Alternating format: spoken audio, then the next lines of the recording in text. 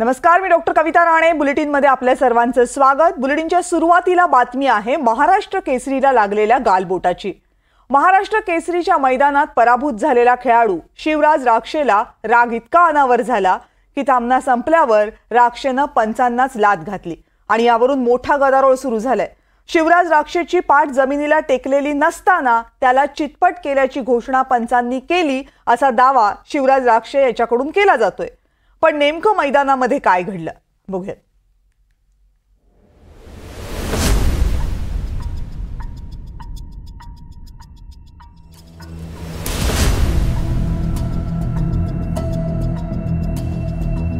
खूप विनवणी केली मी त्यांना. तुम्ही व्हिडिओ पण ऐका तिथं. त्या व्हिडिओ मध्ये मला तिथनं शिवीगाळ झालेली.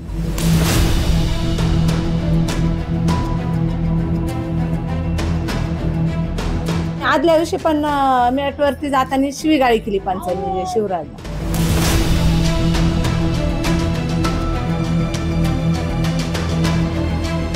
कोर्टात जाणार आहे आम्ही.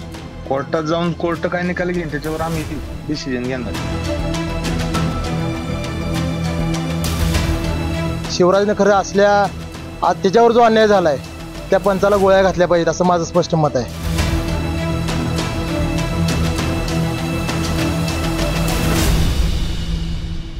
अहिल्यानगरच्या या मैदानात आजवर जे घडलं नव्हतं ते घडलं आणि कुस्तीच्या मैदानाला गालबोट लागलं. पण हे असं का झालं? पराभूत शिवराज राक्षेला इतका राग अनावर का झाला? हेच आम्ही खुद्द शिवराजकडून जाणून घेतलं आणि तेव्हा शिवराजच्या रागाचं खरं कारण समोर आलं. नीट ऐका. मला तिथनं खालनं आईवर शिवी दिलेली आणि माझे आई वडील जर रक्ताचं पाणी करताना त्यांच्याविषयी जर तुम्ही गाण बोला असल्या कोणत्या खेळाडूला सहन होणार आहे सांगा बरं तुम्ही. कोर्टात जाऊन कोर्ट काय निकाल घेईन त्याच्यावर आम्ही डिसिजन घेणार आहे. कोर्टात जाऊन ती बाजू मी माझी बाजू क्लिअर मांडणार आहे आणि त्यानुसार जे कोर्ट निर्णय घेईन त्यानुसार तुम्हाला मान्य आहे. खरं तर शिवराज राक्षेची पाठ जमिनीला टेकलेलीच नव्हती, तरीही पंचांनी शिवराज राक्षे चितपट झाल्याची घोषणा केली आणि त्यानंतर जे झालं ते अवघ्या महाराष्ट्रानं पाहिलं. पण मग नक्की चुकलं कुठे? चुकलं कोण? शिवराज की पंच?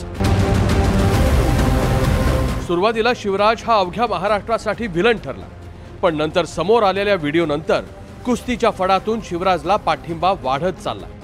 महाराष्ट्र केसरी चंद्रहार पाटील यांनी तर पंचांनाच गोळ्या घातल्या पाहिजेत अशी भडक प्रतिक्रिया दिली. शिवराजने खरं असल्या आज त्याच्यावर जो अन्याय झालाय त्या पंचाला गोळ्या घातल्या पाहिजेत असं माझं स्पष्ट मत आहे.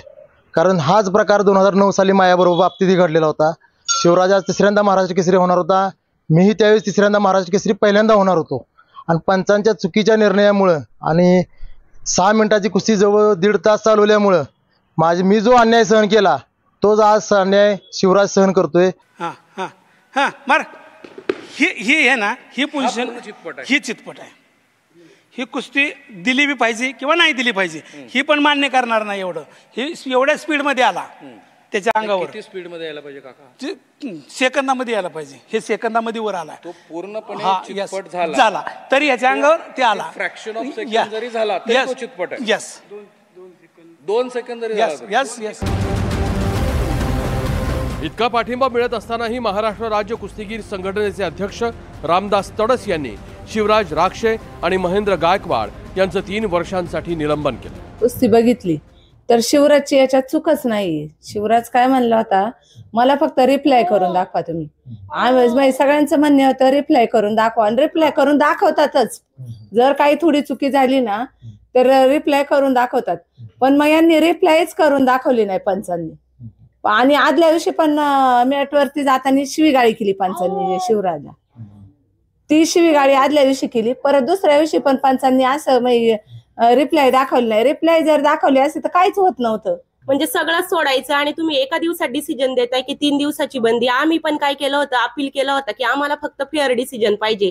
पाठ टेकलेलं नाही, हार पचवण्याची पण ताकद आहे आमच्यामध्ये.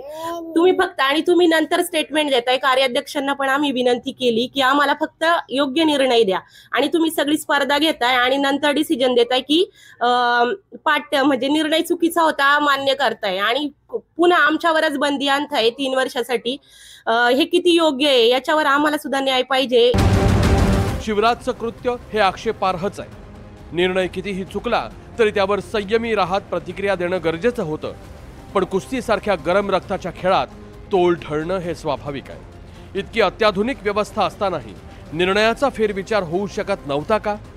पंचांचा निर्णय चुकला हे प्रत्येक व्हिडिओत स्पष्ट दिसत असतानाही तो बदलण्याचा शहाणपणा का दाखवला नाही की पंचांना शिवरायाला जिंकूच द्यायचं नव्हतं?